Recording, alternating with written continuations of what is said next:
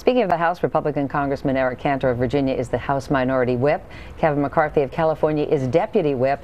And Paul Ryan of Wisconsin is the ranking member on the House Budget Committee. And together, they have written the new book, Young Guns, A New Generation of Conservative Leaders. Gentlemen, good morning to all of you. Morning. Before I get to the book, I want to talk about the Delaware primary. You have Mike Castle, the moderate, versus Christine O'Donnell, the Tea Party candidate, whose views, as Kelly just pointed out, on some social issues may not sit well with swing voters.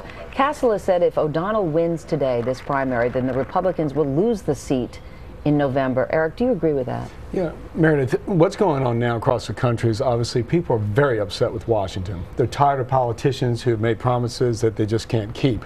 And so we're seeing across the country some very active primaries. And you know, what we have done here is we've gotten together a couple years ago and we put together an effort in search of candidates who could actually respond to that very issue. But do you agree with Castle that if O'Donnell wins, and I'll ask you this, Paul, that in fact the Republicans will lose the seat? No, not necessarily. So I think things are shifting in politics these days. The conventional wisdom in politics is not going to be what's going to happen in 2010. So I would not necessarily say that the seat is gone.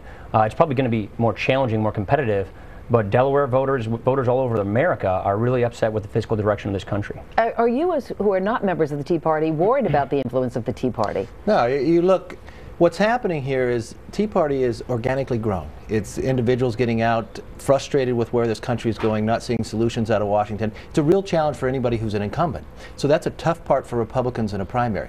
Come November, it's going to be a very difficult part for the majority party, the Democrats. That's why the House is even in play. It brings intensity for individuals to turn out. And in this book, you talk about the failings of the Republican Party, the reason why they lost control of the House. So is that part of the reason why you're in the situation that you are right now? Yes, we were fired in 2006.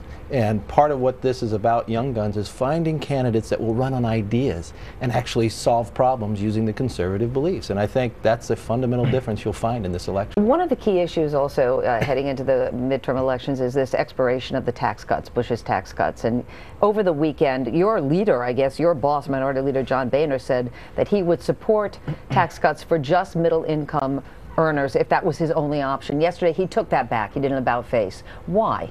I think sort of fundamental to everyone right now watching this show, whether it's a working mom, a small business owner, an investor, I think none of those type of people, no American really thinks that raising taxes is a good idea, especially in a recession. And I think that's what John Boehner was trying to say. And the Republican position has always been and will be, we don't believe there ought to be tax hikes.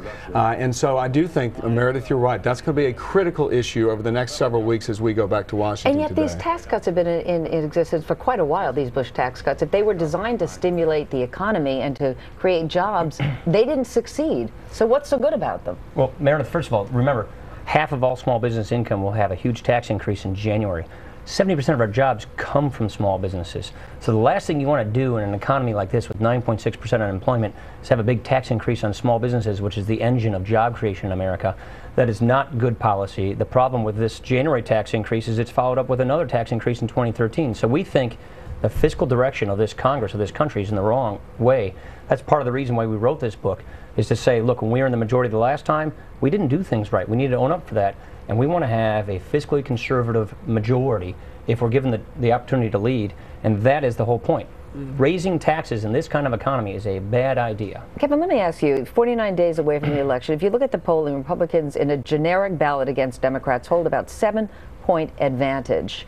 And that's without any grand plan like the contract with America back in 1994. In fact, a lot of people continue to see you as the party of no. So is it good enough this time around to just say, no, we're not Democrats? Is that good enough to win? No, it's not. And we've had a lot of ideas out there. I mean, we produced our own stimulus that focused on private sector jobs, where they went out and produced one on public, where it cost $1 trillion with interest, Keynesian view. You ask the American public, more people today believe Elvis Presley is alive than the stimulus created jobs. But you're going to find in less than 2 weeks, we will come out with a full new agenda that lays out things that we can do right now to create jobs, cut the spending, and reform the culture of Washington itself.